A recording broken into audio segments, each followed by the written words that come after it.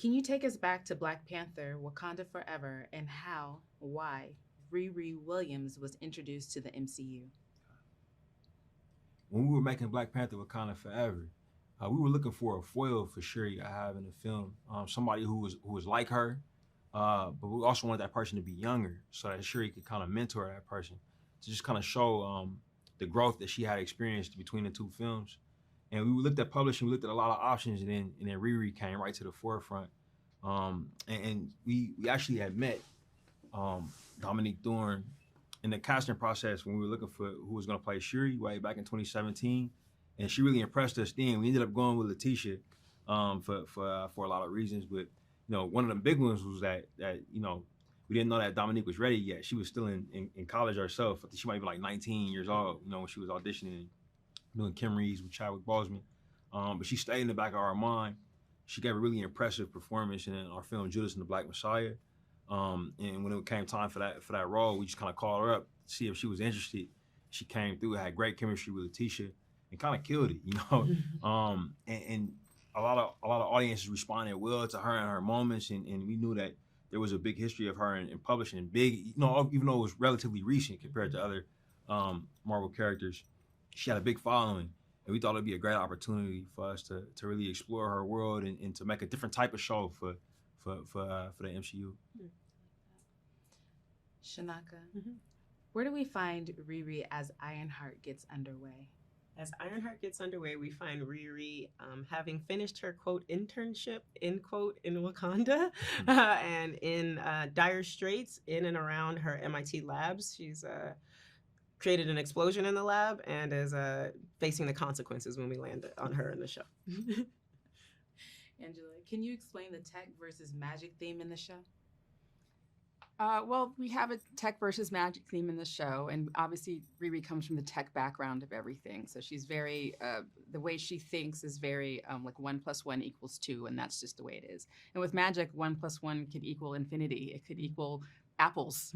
we don't know, And so for her, I think it's not just getting away from her being tech only, but it's also getting away from her things being black and white and only having to be one way or the other. That sometimes things can be a little bit in between. So of her, accepting magic in this way and being witness to magic in this way is also a way of her kind of opening up her thought process.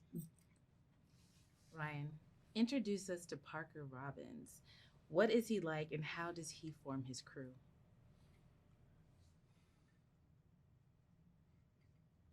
One of the things I'm most excited about is for audiences to get an introduction to the character of the Hood, aka Parker Robbins. I think that Chinaka did an incredible job bringing this character to screen. He's very mysterious, charismatic, played by the great Anthony Ramos, and he's formed a community around himself of a lot of other folks that maybe would be looked at as outcasts or rejects in society, but they've made a place for themselves and kind of made a family. It's almost a little bit of the MCU Fast and Furious. You know what I mean? You're a little bit of Dom Toretto. And it's just really it's really great to see a foil to Riri who actually recognizes the potential in her. But the whole time you watching and you wondering if he's exploiting that potential. And that's something that happens, like when you have an incredible gift, but you in a circumstance or in a place where it's a lot of desperation, that gift, those talents, they can make you a target. As much as those things can be an opportunity for you, that could be an opportunity for somebody else to exploit you. And the show does a great job of showing that. But it's great chemistry between the actors. Chinaka, what does Anthony Ramos bring to the character? I know Ryan touched on that, so. Anthony Ramos brings so much to the character. He's got a background as an athlete, and it's a very physical role in a lot of ways. He makes wonderful physical decisions, and the first thing we shot was actually him doing yoga. So I feel like he brings just like a wonderful fluency with his body. I think he also brings, he's a really, really smart person just on its own, and his time in and around Hamilton has made him, like, his choices are so smart, so succinct, and so full. Also, he's real. He's like one of the realest, nicest, best people, and he brought like his enthusiasm for being on set every day was contagious. There was no complaint from him the entire time. He focused really on making his acting better and better with each take, and appreciating and acknowledging the cast and crew around him, most of whom were women. And so, Anthony brought his best to the project from our very first, like we had a dinner at my house, to the very last moment on wrap. He brought his everything. Angela, why does Riri agree to join Parker's crew? Is she conflicted?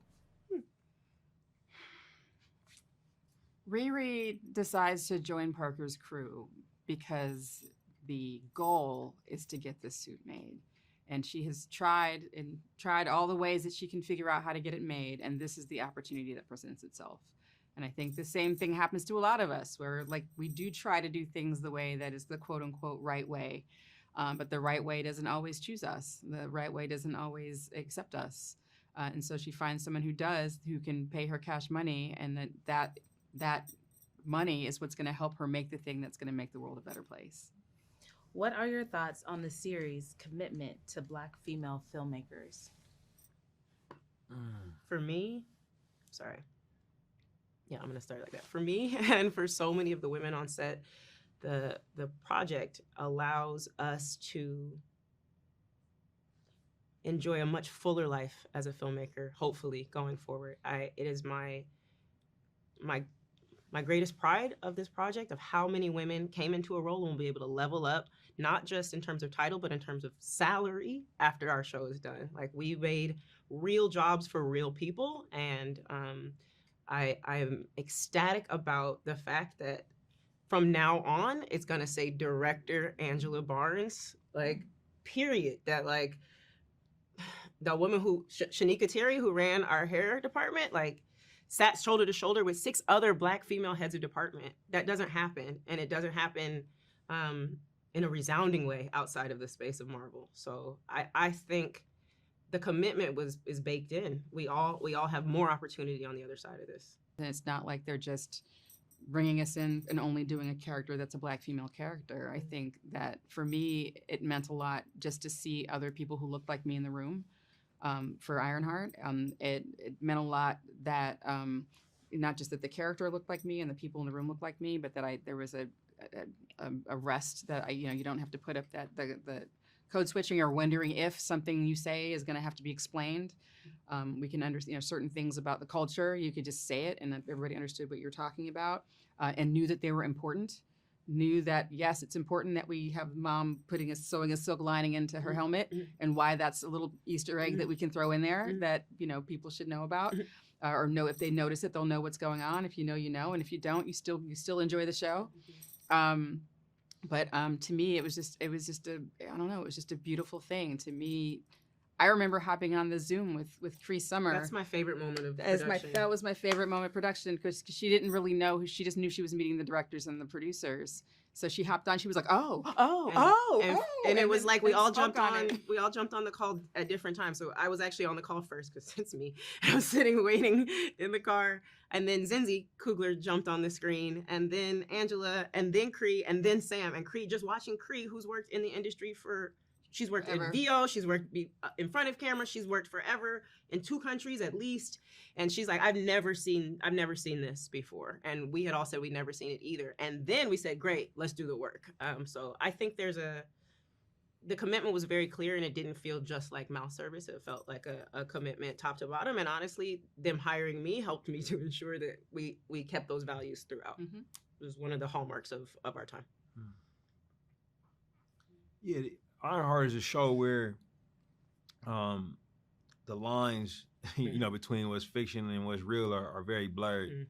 In that it's a show about a young, brilliant Black woman who just needs access, and that was happening behind the cameras the entire time.